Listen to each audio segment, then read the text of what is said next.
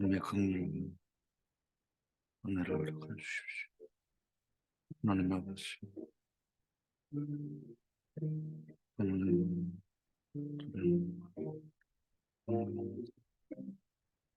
주의 긍휼히 여기시고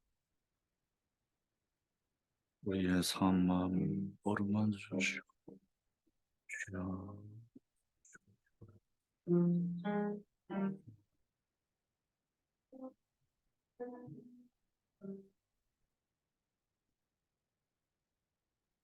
찬송가 183장 찬송하시겠습니다.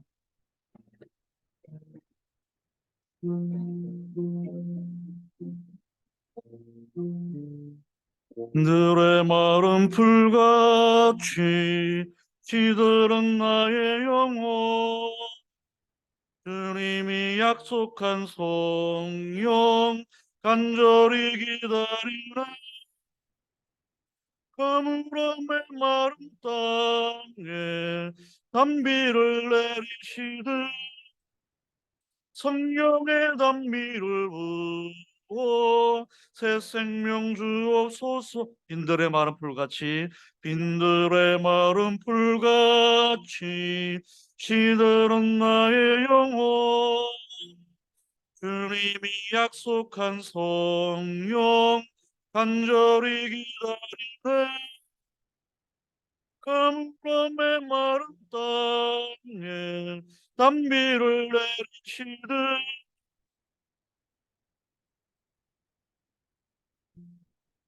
새 생명 주옵소서. 반가운 빗소리 들려 산천이 춤을 추네.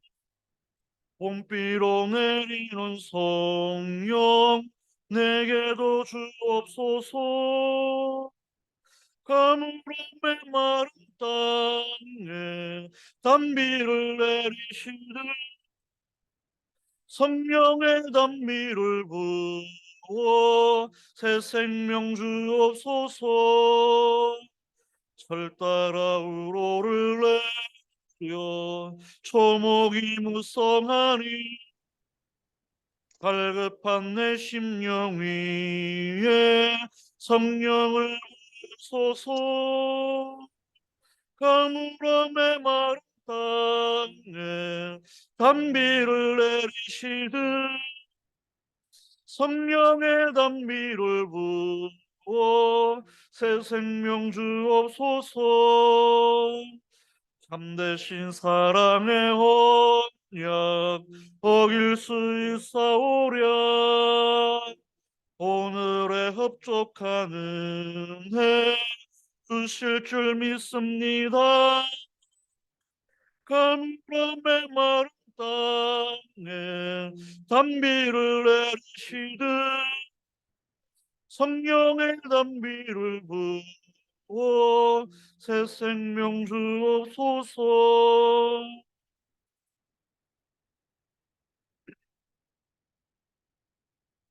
오늘 주님 앞에 나온 우리의 심령이 마치 빈들의 마른 풀 같은 그런 시들은 영혼으로 주님 앞에 있다면, 오늘 이 시간이야말로 우리 주님 약속하신 성령을 우리가 받을 시간입니다. 우리 주 성령의 그 은혜가 없다면 이 세상을 우리가 어떻게 살아갈 수 있겠습니까? 우리 주님이 구하라고 하시고 주시겠다고 하신 그 약속한 성령을 오늘 시간 간절히 구하기 원합니다. 그리고 나의 심령을 풍성하게 적셔 주셔서 성령의 충만함을 듣는 귀한 시간 될 수 있도록 같이 한번 기도하겠습니다. 하나님 아버지, 저희의 메마른 심령을 불쌍히 여겨 주십시오. 라고 말라서 쭉쭉 갈라진 것 같은 이 메마른 땅, 이 심령 위에 하늘로부터 오는 주의 성령의 단비를 강물처럼 부어 주십시오. 주의 성령으로 충만한 심령이 되도록 은혜를 베풀어 주십시오. 하나님 아버지, 주께서 약속하지 않으셨습니까? 구하면 주시겠다고 약속하셨고, 성령을 약속 주시지 않겠느냐고 거듭거듭 우리에게 약속을 확인해 주셨습니다. 하나님 아버지, 다시금 주의 진리를 따라 살아갈 힘을 얻기 위하여 우리에게 성령의 충만함이 필요합니다. 주님의 성령 안에서 늘 성령님의 그 음성을 들으며 한 걸음 한 걸음 동행하는 삶을 살 수 있도록 은혜를 베풀어 주십시오. 하나님의 백성으로서 그리스도인으로서 능력 있고 권능 있는 삶을 살 수 있도록 성령으로 우리 가운데 오셔서 우리를 사로잡으시고 우리를 축복하여 주시고 성령의 사람으로 우리를 인쳐 주시기를 소원합니다. 하나님 아버지, 우리의 욕망과 우리의 정력을 따라서 살지 않게 하시고 오직 우리 주 성령 하나님의 뜻을 따라서 우리의 삶을 한 걸음 한 걸음 믿고 살아갈 수 있도록 주의 긍휼을 여기시고 은혜를 베풀어 주십시오.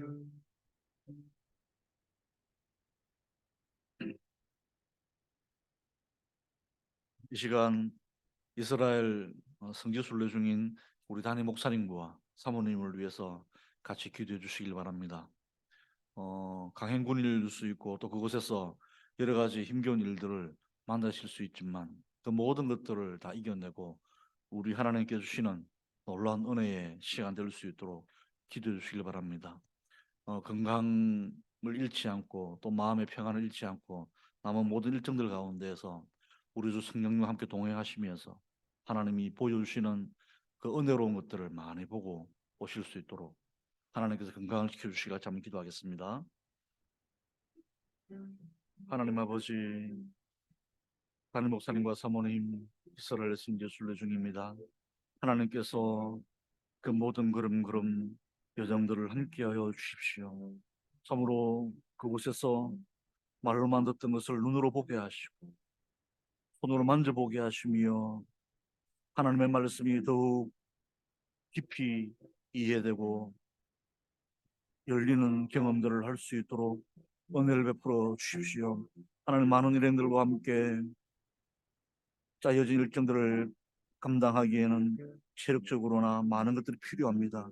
하나님 아버지, 영육간의 강건함을 허락하여 주시고 체력적으로 부대끼지 않으시도록 하나님 아버지 지켜주시기를 소원합니다. 또 여러 가지 일들 때문에 마음이 상하거나 낙담하지 않으시도록 그 심령을 주의 평강으로 붙들어 주십시오. 오는 그 시간까지 우리 주님의 평안과 기쁨이 흘러넘치게 하여 주시고 우리 주께서 보여주시는 놀라운 깨달음들을 많이 맛보며 돌아오실 수 있도록 하나님 함께 해주시길 소원합니다. 하나님 아버지, 지켜주시고 도움하여 주시고 모든 일정들 가운데 위급하고 다급한 일, 마음 상하는 일들이 없도록 주님이 눈의 눈동자처럼 지켜주시며 보호하여 주십시오. 하나님께서 함께 하시길 간절히 소원합니다.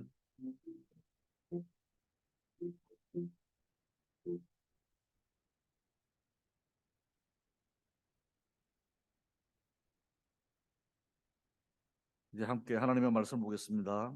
하나님의 말씀은 신명기 6장 1절부터 20절 말씀을 우리 한 절씩 교독하겠습니다. 신명기 6장 1절부터 20절 말씀입니다.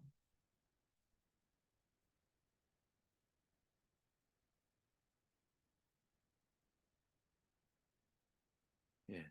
어, 6장 1절부터 25절까지 말씀을 한 절씩 교독하겠습니다. 제가 먼저 읽겠습니다. 이는 곧 너희의 하나님 여호와께서 너희에게 가르치라고 명하신 명령과 규례와 법도라. 너희가 건너가서 차지할 땅에서 행할 것이니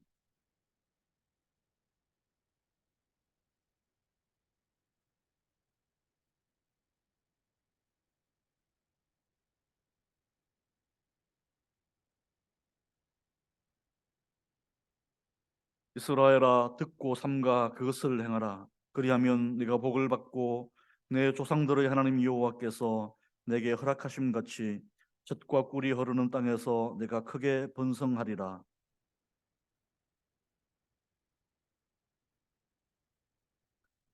너는 마음을 다하고 뜻을 다하고 힘을 다하여 내 하나님 여호와를 사랑하라.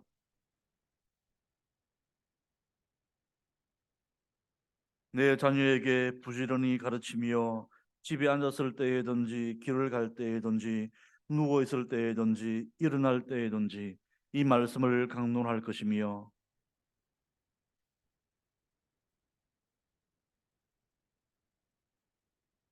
또 내 집 문설주와 바깥 문에 기록할지니라.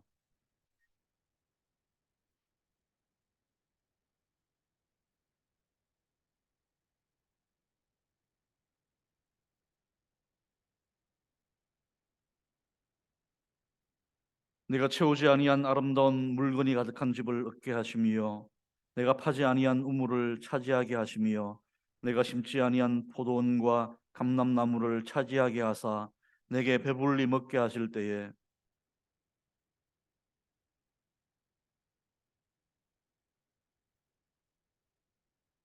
내 하나님 여호와를 경외하며 그를 섬기며 그의 이름으로 맹세할 것이니라.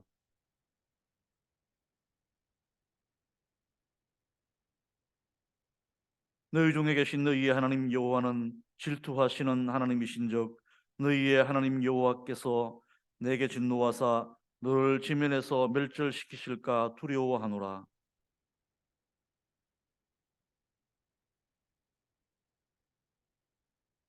너희 하나님 여호와께서 너희에게 명하신 명령과 증거와 규례를 삼가 지키며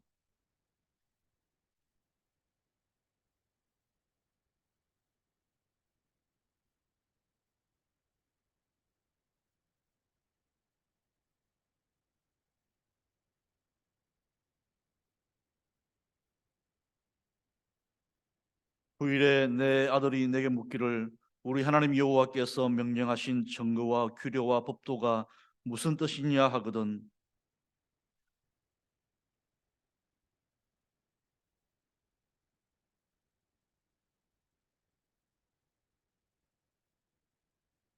본 여호와께서 우리의 목전에서 크고 두려운 이적과 기사를 애굽과 바로와 그의 온 집에 베푸시고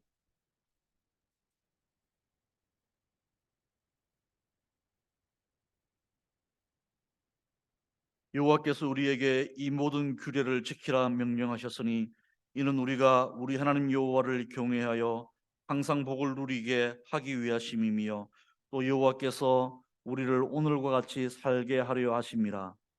우리가 그 명령하신 대로 이 모든 명령을 우리 하나님 여호와 앞에서 삼가 지키면 그것이 곧 우리의 의로움이니라 할지니라. 아멘. 날이 점점 더워져 갑니다.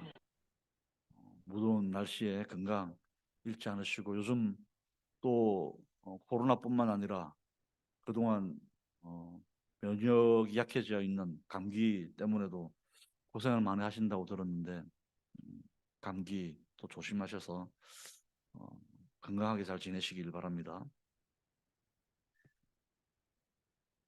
출애굽기는 이스라엘 유대인들에게 모든 이야기의 핵심입니다. 어디 그뿐이겠습니까? 우리 모든 그리스도인들에게도 이 출애굽기 이야기는 우리 신앙의 근간을 이루고 있습니다.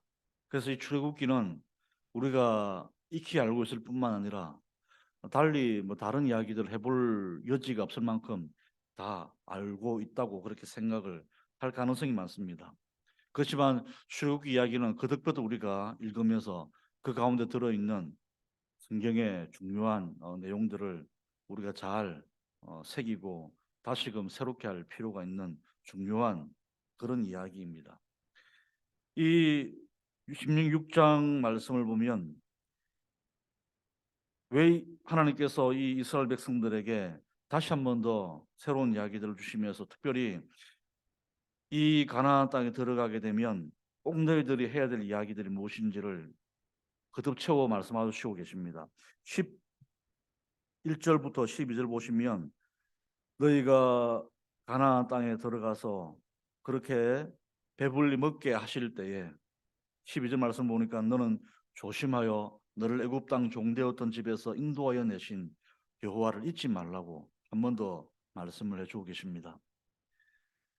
사실은 이 애굽 땅 종되었던 집에서 인도하여 낸 너의 하나님 여호와라고 하는 이 말씀은 우리가 십계명 초두에 나오는 그런 문장입니다. 그러니 사실 이 십계명이라는 것은 다른 것보다도 유월절을 꼭 기억하라는 의미로 주신 계명이라고 할 수 있습니다. 너를 애굽 땅 종되었던 집에서 인도하여 내신 여호와 하나님. 그 모든 이야기의 시작은 유월절 아니겠습니까? 그 유월절 기사가 기록된 내용들을 우리가 잘 알고 있습니다. 그건 바로 출애굽기에 나오는 거대한 탈출 이야기의 서막을 이루고 있는 내용들이지 않습니까? 가서 보면 출애굽기 6장부터 그 이야기들이 시작됩니다. 모세를 부르시고 난 이후에 이제 12장에 들어가 보면 여호와 유월절이 나오게 됩니다. 이 유월절의 하이라이트는 어린 양을 잡아서 그것을 먹는 것이 있지 않습니까? 그러니까 이 유월절을 이스라엘 백성들이 꼭 기억하도록 하시면서 십계명의 말씀을 주셨습니다. 그 모든 계명에 있어서 이 모든 계명들을 주시기 이전에 십계명이라고 하는 대표되는 하나님의 율례, 그 모든 율례 이전에 꼭 기억해야 될 것은 너를 애굽 땅 종되었던 집에서 인도하여 내신 여호와 하나님. 너희들이 그 애굽을 탈출할 때에 너희들이 너희 힘으로 할 수 있었던 것이 아무것도 없었다는 사실을 꼭 기억하는 것이죠. 그리고 그런 큰 힘을 가졌던 바로의 손에서 우리가 탈출할 수 있었던 것은 나의 힘이 아니라 우리 하나님 여호와의 힘으로 말미암아 탈출하게 되는데 그 하나님의 약속이 유월절 어린 양에서 다 드러난다는 것이죠. 그리고 그 유월절 어린 양은 신약으로 넘어오면 예수 그리스도 그분을 우리가 바라볼 수 있게 해주셨습니다. 그러니 유월절 어린 양을 통해서 우리는 예수 그리스도 안에서 하나님이 하신 그 언약을 그 약속을 우리가 바라볼 수 있게 됩니다. 어떻게 이스라엘 백성들이 애굽의 종살이 노예에서 하나님의 백성이 되었습니까?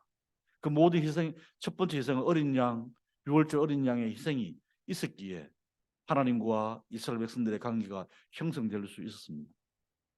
그리고 우리는 이제 예수 그리스도 안에서 하나님이 하신 유월절의 그 하나님의 약속이 예수 그리스도에 온전히 충족되시면서 예수님의 은혜로 말미암아 우리는 하나님과 우리가 온전한 관계 속으로 들어가게 되었습니다.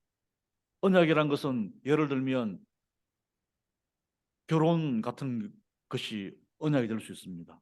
내가 당신과 결혼하겠다 할 때는 그건 단순한 약속이 아니라 새로운 관계를 형성하는 것이죠. 그런 것처럼 우리가 예수 그리스도 안에서 하나님과 우리는 특별한 관계로 노예했던 우리의 신분이 바뀌어지면서 하나님의 백성으로서의 관계가 형성이 됩니다. 하나님 우리의 하나님이 되어 주신 것이죠.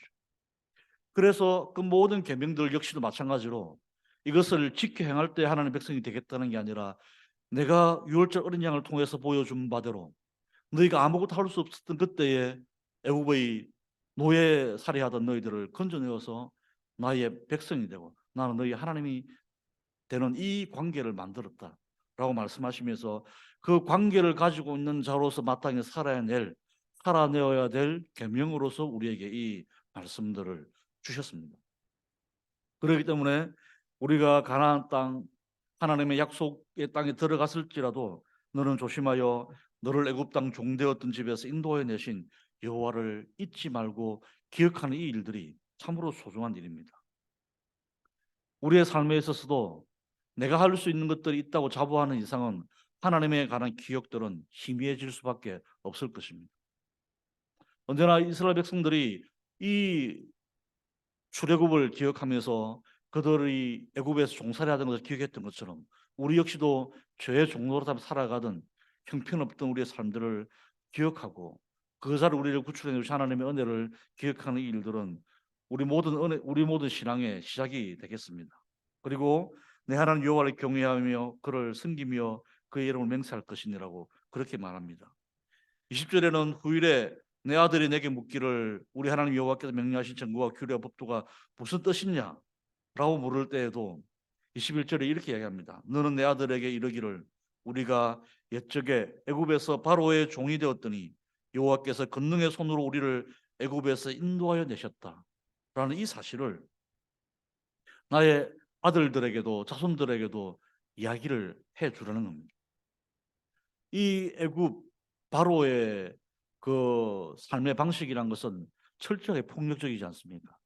이 이스라엘 백성들이 출애굽할 때 그 상황들을 보면 하나님은 당신의 백성들의 그 고통에 관여하시는 분이십니다. 그리고 직접 개입하셔서 그 땅에서 그 평화가 사라져버린 그 땅에, 폭력이 난무하는 그 땅에 하나님께서 새로운 평화를 일구시기 위해서 거대한 작업들을 하시는 것을 보여줍니다. 오늘 우리가 살아가고 있는 이 세상, 애국과 같은 똑같은 바로의 그 치하 속에서, 바로의 다스림 아래서 폭력과 신음이 난무하는 그런 세상을 살아가고 있습니다. 저도 마찬가지지만 조금만 우리가 하루를 게을리하면, 예를 들어 갚아야 될 뭐 이자를, 안 납부해야 될 돈을 하루만 늦게 내어도 바로 독촉 문자나 전화가 옵니다. 경제적으로 얼마나 사람들이 많은 어려움들을 당하고 있고 그 억압 속에서 평화를 잃어버린지 모릅니다. 아마 우리 주변에 보면은 그냥 숨만 쉬어도 최소 200은 그냥 날아가는 그런 시대를 살고 있을 것입니다. 그런데 그 그것보다도 못한 수익을 가지고 살아간다면 끊임없이 빚을 대물림하는 그런 상황에 놓이게 되겠죠. 이 빚쟁이로 살아간다는 것, 한마디로 평화를 잃어버린 폭력적인 세상을 살아가는 것과 똑같습니다. 집 문제, 자녀들의 교육 문제, 직장에서 내가 겪고 있는 문제, 내 앞날에 대한 여러 두려움과 불안들, 이 모든 것들은 마치 애굽 땅에서 종살이하던 이 이스라엘 백성들이 평화를 잃어버린 채 인간 이하의 삶을 살던 그 폭력적인 세상과 똑같습니다. 그보다 더 엄청난 비극들은 지금도 장기되고 있는 이 러시아 우크라이나 전쟁과 같은 이런 일들이죠. 국지전들이 많이 일어나고 있고 여러 분쟁들이 많이 일어나는 곳에 가보면 가장 약한 어린 아이들과 여성들은 지옥과 같은 삶을 살고 있지 않습니까? 이런 모든 것들이 마치 애굽에서 종살이하던 이스라엘 백성들의 삶과 같습니다.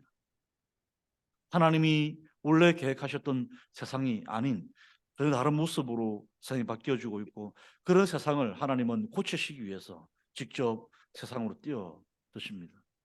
그들의 신음 소리를 흘려보내지 않으시고 오셔서 그들의 상황을 살펴보시고 그들을 탈출시키시는 그 하나님의 모습을 우리가 이 출애굽에서 볼 수 있습니다.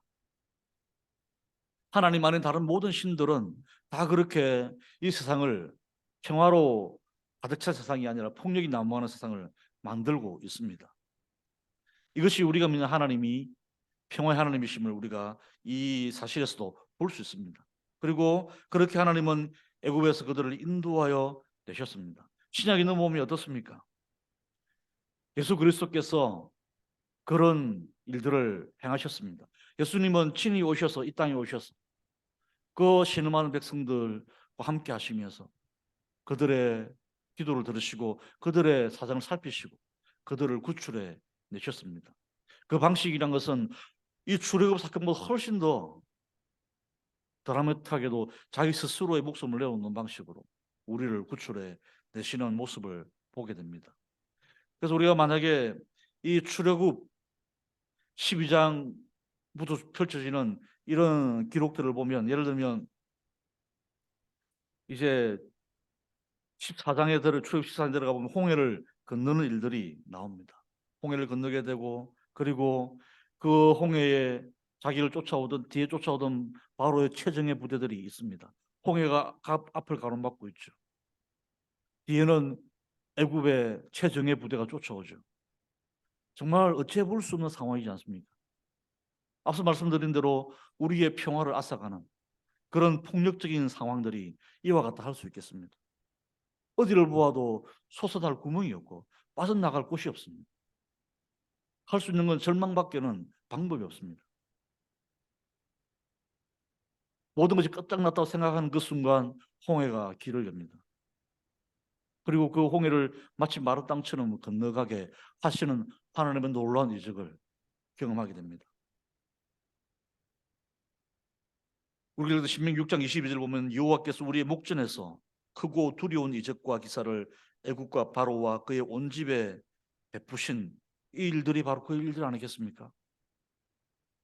그리고는 그 땅을 건너자마자 그 홍해를 건너자마자 그 벽처럼 서 있던 물들이 합쳐지면서 그들을 쫓아오던 바로의 군대를 다 수장시키는 것을 봅니다. 그들의 시체가 떠다니는 것을 이스라엘 백성들이 눈으로 목도하게 됩니다. 그것을 우리의 목전에서 하나님이 행하셨다고 이 이야기를 나의 자녀들에게 해주란 말입니다. 이 세상의 진정한 주인은 누구냐? 애굽의 그 바로가 신처럼 군림하지만 그런 결코 하나님의 적수가 될 수 없다는 것을 보여주는 대목이지 않겠습니까? 그렇게 해서 이스라엘 백성들이 탈출하게 됩니다. 그런 출애굽 사건들을 볼 때마다 우리가 그 마치 한 거대한 영화를 본다 생각하시면 그 밑에 영화 밑에 깔리는 자막이 어떤 것이겠습니까? 이제 우리 신약의 은혜 속에 살아있는 우리들은 이 출애굽 사건의 그 아름다운 영화를 보면서 그 밑에 깔리는 자막은 이것이 될 것입니다. 우리가 읽었던 디도스의 말씀을 보면 이렇게 기록이 되어 있습니다. 디도서 3장 말씀을 보면 이런 기록들이 나옵니다. 3장 1절부터 보면 너는 그들로 하여금 통치자들과 권세 잡은 자들에게 복종하며 순종하며 모든 선한 일 행하기를 준비하게 하며 이런 쭉 말씀하시다가 3절에 보면 우리도 전에는 어리석은 자요 순종하지 아니한 자요 속은 자요 여러 가지 정욕과 행락의 종로로 탄 자요 악독과 투기를 일삼는 자요 가정스러운 자요 피차 미워한 자였다라고 그렇게 우리를 규정하고 있습니다. 애굽의 노예와 똑같은 모습으로 제 종로로 사던 우리의 모습을 적절하게 표현하고 있지 않습니까? 그런 우리들에게 하나님의 은혜가 나타나서 우리 구주 하나님의 자비와 사람 사랑하심이 나타날 때에 우리를 구원하시되 우리가 행한 바 의로운 행위로 말미암지 않고 오직 그의 긍휼하심을 따라 중생의 시선과 성령의 새롭게 하심으로 하셨다고 우리 구원의 과정을 그렇게 기록해 놓고 계십니다. 이것이 바로 출애굽의 그 사건의 그림 언어와 그 밑에 깔리는 자막이 바로 이것입니다. 도대체 그들을 애굽에서 건져내셨던 그 하나님은 오늘날 우리를 어떻게 건져내셨는가? 이렇게 건져내셨습니다. 하나님의 자비와 사람 사랑하심 이것 때문에 우리의 신음소리를 들으시고 하감하셔서 친히 하나님이 인간의 몸을 입고 오셨지 않습니까? 그리고 우리 의로운 행위로 말미암지 않고 오직 그의 말로도 할 수 없는 긍휼하심을 따라서 우리를 건져내어 주셨습니다. 그리고 그 놀라운 사랑을 성령으로 새롭게 확증해 주셨습니다. 우리 구주 예수 그리스도로 말미암아 우리에게 그 성령을 풍성히 부어 주셔서 우리가 진실로 예수 그리스도와 동일한 하나님의 상속자가 되었다는 것을 날마다 새롭게 확증해 주십니다. 저는 오늘도 이달 말이면 6월 달이면 6월 10일에는 월세를 내야 됩니다. 여기 이분들 중에서 월세를 내야 되는 분 계시지 않습니까? 월세를 낼 때마다 이 건물을 내가 사용할 수 있다는 확실한 보증금이 되지 않습니까? 성경님이 우리 가운데 오셔서 너는 틀림없는 하나님의 상속자다 라고 확정하시고 보증금을 딱 내어주시는 겁니다.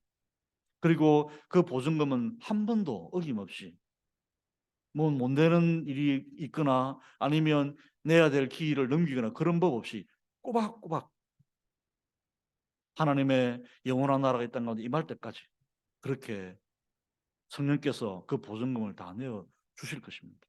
거듭거듭 내가 하나님의 사람이구나.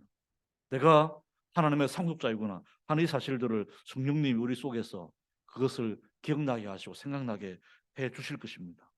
이런 일들이 우리의 구원의 여정입니다. 그리고 그 구원의 여정은 이스라엘 백성들이 애굽에서 탈출할 때 그 그림 언어와 동일하게 장구하고 멋있고 엄청난 그런 사건이라 할 수 있겠습니다. 예수님이 하나님께서 예수 그리스도 안에서 이런 모습으로 우리를 건져내어 주셨다는 이 사실을 우리가 꼭 기억해 주시길 바랍니다. 하나님은 긍휼에 풍성하신 분이십니다. 저나 여러분이나 참으로 불쌍하고 애잔한 삶을 살 때 하나님께서 그 모습을 보시고 긍휼히 여겨 주시는 분이 바로 우리 하나님이심을 꼭 기억하시길 바랍니다. 그리고 그런 우리들에게 하나님께서 하나님 백성으로서 하나님과의 언약적 관계 속에 들어간 우리가 지켜내야 될 삶의 규례들을 우리에게 주셨습니다. 그런데 문제는 이 규례를 따라 살아갈 수 없는 연약함들이 우리에게 있지 않습니까? 그런 우리들을 불쌍히 여겨주셔서 우리 주 예수 그리스도로 말미암아 죄로부터 해방시켜 주실 뿐만 아니라 그 하나님과 온전한 관계를 이루며 살아갈 수 있도록 은혜를 베풀어 주셨는데 그게 성령의 충만함입니다. 우리가 사도행전 2장 말씀을 함께 보겠습니다. 사도행전 2장 말씀을 보면 우리가 참으로 감동적인 그런 기록들이 나옵니다. 사도행전 2장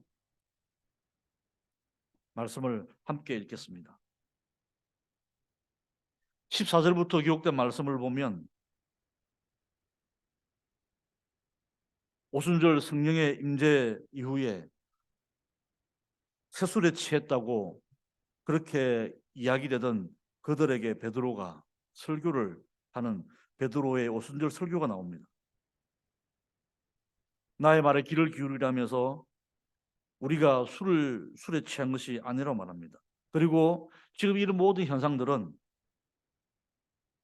2장 16절에 보면 이는 곧 선지자 요엘을 통하여 말씀하신 것이 일렀으되 하나님이 말씀하시기를 말세에 내가 내 영을 모든 육체에 부어주리니 너희의 자녀들은 예언할 것이요 너희의 젊은이들은 환상을 보고 너희의 늙은이들은 꿈을 꾸리라. 그때 내가 내 영을 내 남종과 여종들에게 부어주리니 그들이 예언할 것이요 이렇게 말씀을 하고 계십니다. 제가 나이를 많이 먹지 않은 젊은 사람이지만 요즘 한 가지 느끼는 것은 저는 나이가 들면 들수록 제 내면 세계가 정말 이해의 폭이 깊어지고 이해 아량이 넓어질 줄 알았습니다. 웬만한 것들은 다 이해하고 받아들 줄 알았습니다. 그런데 사람들이 저보고 자꾸 왜 갱년기냐 뭐 물어봅니다. 뭐 별거 아닌데 왜 그렇게 뭐 심각하게 이야기하느냐, 왜 진지하게 뭐 이런 얘기를 할 때마다 저는 그 말을 인정하기가 쉽지 않았죠. 요즘 자꾸 보면서 내가 진짜 많이 예민해져 있다. 굉장히 날이 서 있는 것 같은 느낌을 많이 가지게 됩니다. 별거 아닌데도 발끈하게 되고 예전에는 그게 나를 비웃거나 나를 무시하는 얘기인 줄도 몰랐던 건데 요새는 그게 확 그냥 느껴집니다. 그러면서 그걸 알고도 넘어갈 수 있는 아량이 있어야 되는데 세상을 요만큼 살았으면 그 정도는 해야 되지 않겠습니까? 인격적으로. 그게 잘 안 돼요. 그래서 제가 요즘에 제가 젊을 때 저희 목회하시는 선배 목사님들 보면 별거 아닌 일로 너무 꼬투리를 잡고 막 시비를 걸 때 참 많았었습니다. 저는 예수를 간사를 하다 보니까 목사님들의 허락을 받아야 될 일들이 굉장히 많았거든요. 뭐 수련회를 하게 되면 이런 강사를 모시려 한다. 뭐 수련회 날짜는 이때 하려고 입회비는 얼마나 받으려고 합니다. 이런 것도 다 지도위원장 목사님에게 허락을 받아야 되는데 별거 아닌 거 본질적이지 않은 거가 자꾸 꼬투리를 잡고 막 시비를 거는 목사님 보면은 막 견디지 못해 어떤 데는 한번 막 부딪히기도 하고 그랬던 적이 있었습니다. 나는 절대로 저런 목사님처럼 되지 않아야 되겠다. 그리고 다짐을 얼마나 했는지 모릅니다. 요즘 제가 가만 보면서 그때 목사님들이 그 목사님들이 왜 그랬는지를 정말 깊이 공감합니다. 그 목사님이 괜히 그런 게 아니었다는 것을 너무너무 잘 알게 됩니다. 그러면서 나이 든다고 나이가 연세가 많으시다고 그분들에게 넓은 마음으로 이해해 달라고 그것이 당연한 것처럼 생각하면 절대 안 되겠구나. 그 생각 참 많이 하게 됩니다. 그래서 보면 너희의 늙은이들이 꿈을 꾸리는 늙은 분들에게 꿈을 꾼다는 건 가당치 않은 일이지 않습니까? 내일 모레면 이 세상을 이제는 마감해야 될 상황에 놓여 있다고 볼 수 있는 분들이 무슨 꿈을 꿀 수 있겠습니까? 넓은 마음을 가지고 이해를 모든 일들을 다 이해해 주실 수 있는 그런 분들이라고 기대도 하지 말아야 되는데 하물며 어떻게 나이 드신 분들을 꿈을 꾸시라고 이야기할 수 있겠습니까? 당연한 거 아니죠. 그런데 그게 가능합니다. 어떻게 해요? 내가 내 영을 모든 육체에 부어주시면 됩니다. 거꾸로 올라 너희 젊은이들의 환상을 보고 이 젊은이들이 무슨 비전을 볼 만한 안목이 있겠습니까? 기껏해야 자기 욕망에 그냥 이끌려 살아가는 그 욕망 덩어리와 같은 그 청년들이 무슨 재주로 그 욕망을 억누르고 비전을 위해서 자기 인생을 던지겠습니까? 가당치 않은 얘기죠. 그 우리는 젊은이들의 그런 요구합니다. 젊은이답다. 청년스럽다. 이렇게 이런 게 진정 청년스러움이지. 청년다움이지. 이런 얘기를 합니다. 청년들은 청바지에 흰 명티만 입어도 빛나는 존재 아닙니까? 젊음이라는 게 그처럼 아름다운 건 아닙니까? 그러면서 우리는 젊은이들에게 우리가 생각하는 그런 이미지들을 막 덮어 씌우고 그러라고 강요를 하죠. 환상과 꿈의 비전에 막 꿈틀대면서 너희 꿈을 가지고 이상을 가지고 너희의 청춘을 바쳐야 되지 않겠느냐. 그런데 청춘들이 다 그럴까요? 절대 그렇지 않습니다. 그들은 여러 가지 삶의 무게에 짓눌려 가지고 오히려 여기 계신 연세 많으신 분들보다 더 에너지가 바닥이 난 청년들을 많이 볼 수 있습니다.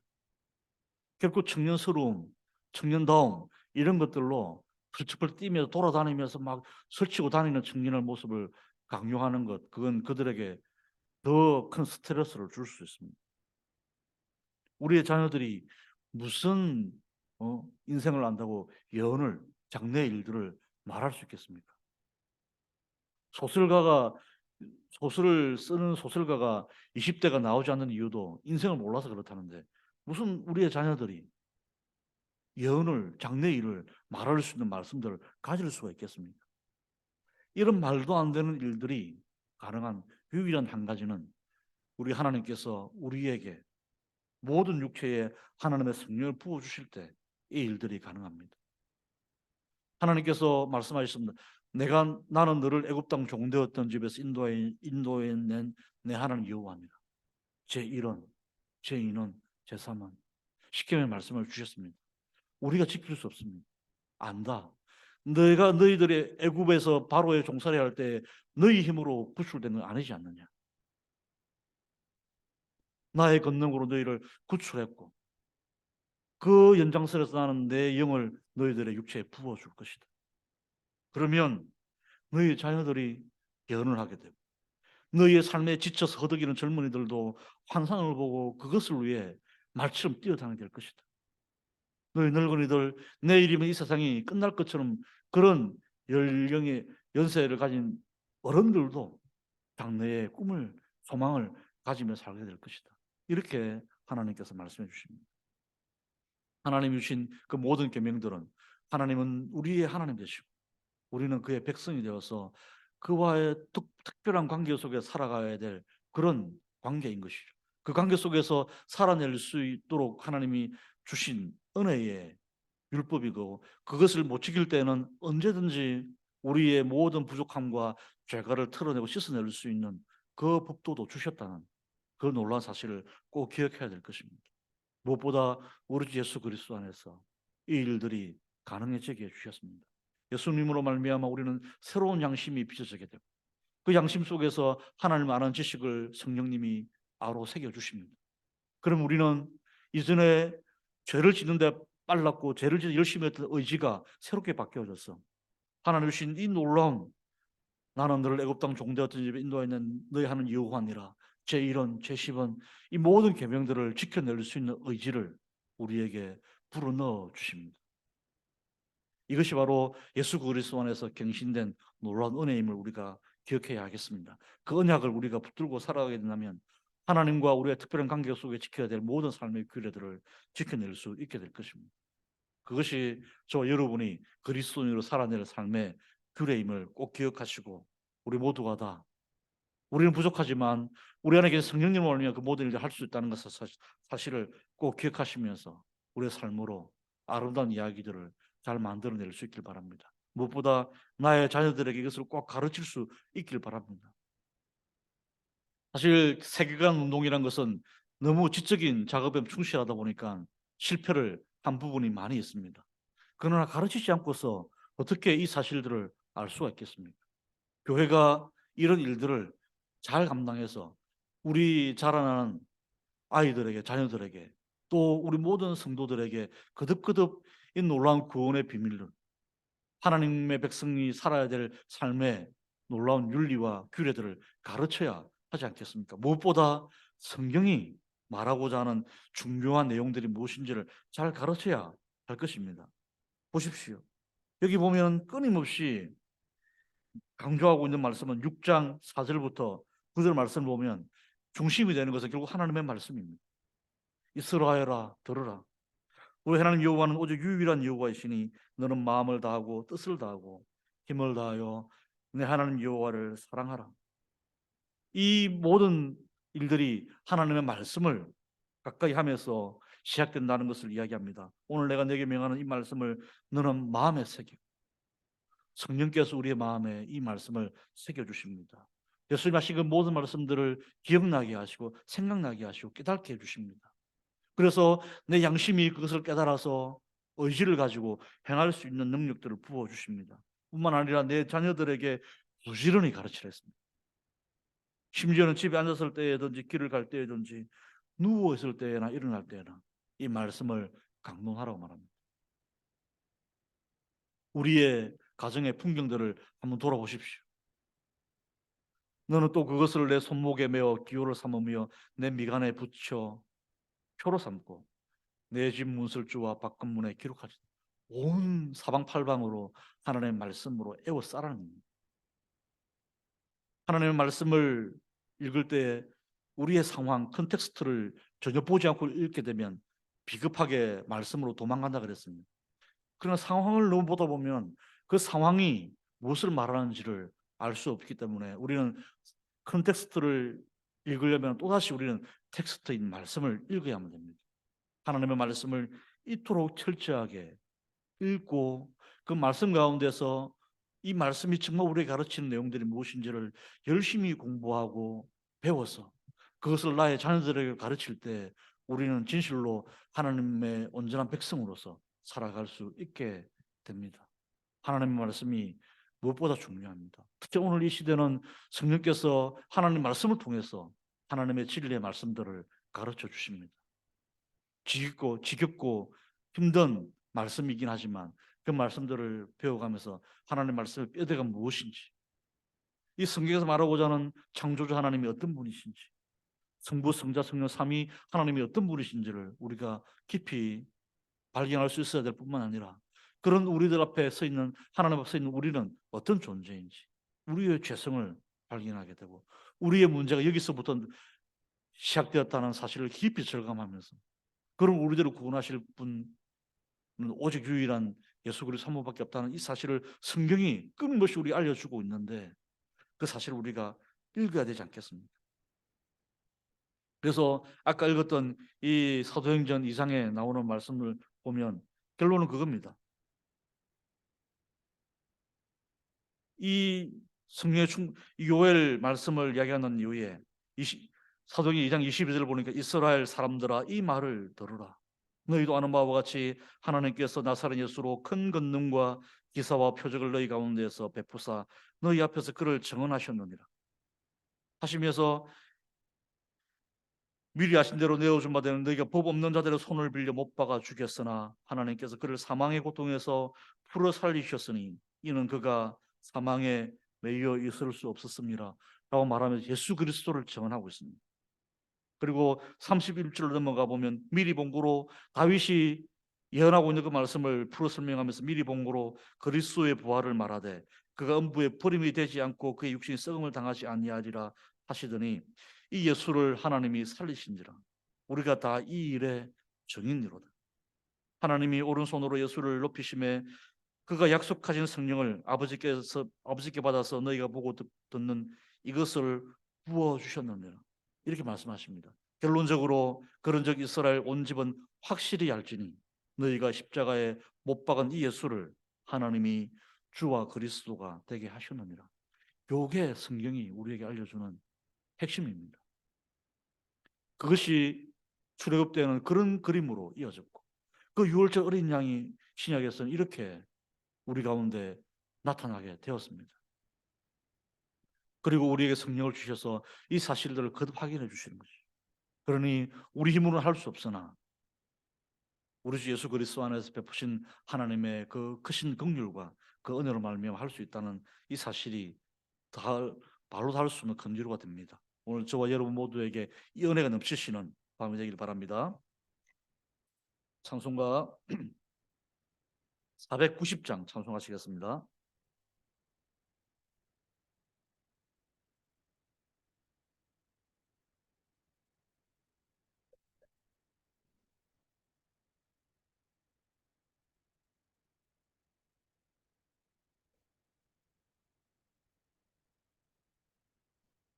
주여 지난 밤 내 꿈에 베었으니 그 꿈 이루어 주옵소서. 밤과 아침의 계시로 보여주사 항상 은혜를 주옵소서. 나의 놀라운 그 정령감이 있기로 장차 큰 은혜 받을 편이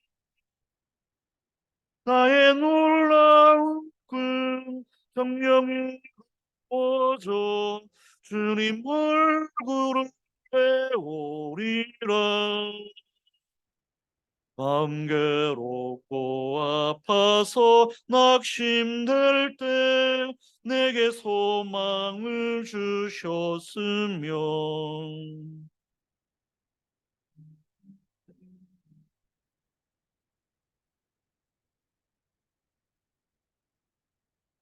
보이도다. 나의 놀라운 그 정령남이 장차 큰 은혜 받을 편이 나의 놀라운 그 정령이 이루어져 주님 얼굴을 배우리라.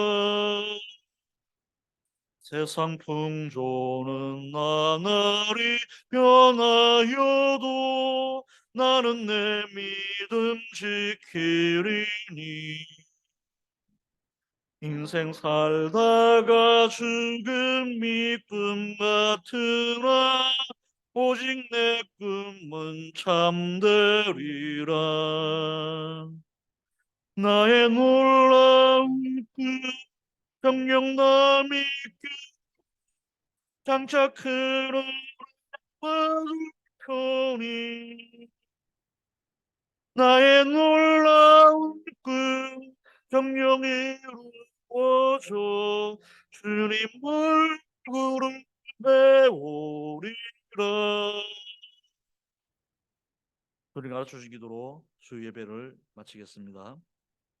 하늘에 계신 우리 아버지여, 이름이 거룩히 여김을 받으시오며 나라가 임하시오며 뜻이 하늘에서 이루어진 것 같이 땅에서도 이루어지이다.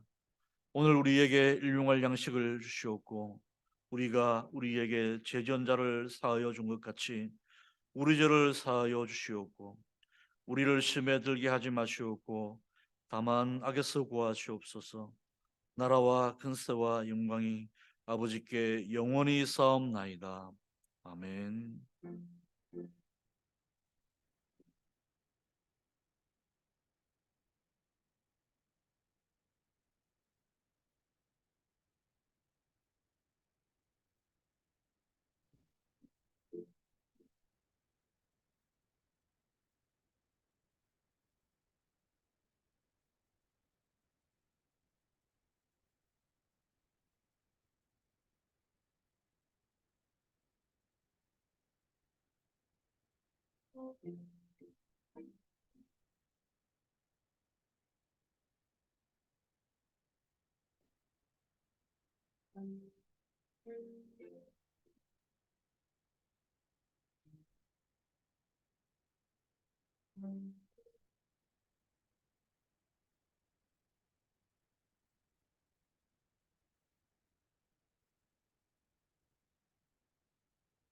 담임 목사님과 사모님 건강한 모습으로 돌아오실 때까지 늘 기도해 주시기 바랍니다. 성령과 동행하시다가 복된 주일에 뵙겠습니다.